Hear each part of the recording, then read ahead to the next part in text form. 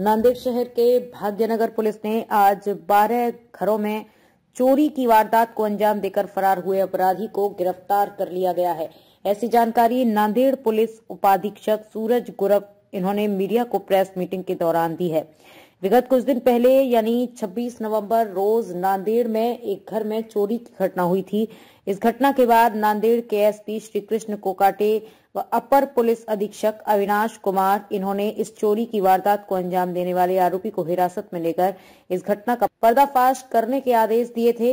इस आदेशानुसार चोरी की घटना को अंजाम देने वाले अपराधी की तलाश करने पर पता चला कि इन अपराधी ने 12 घरों में चोरी की वारदात को अंजाम दिया है।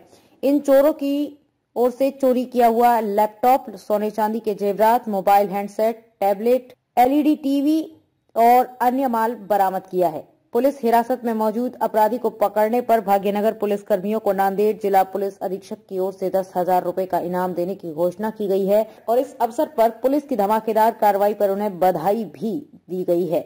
नांदेड़ से संवाददाता एम अनिल कुमार की रिपोर्ट। भाग्यनगर हद्दीमध्ये एक साधारण 26/11/23 एक घरफोडी झाली होती आणि त्या घरफोडीच्या अनुषंगाने माननीय एसपी सर आणि त्याचबरोबर ऍडिशनल एसपी सर यांनी सदर घरफोडी ही ओपन करण्याबद्दल सूचना दिल्या होत्या।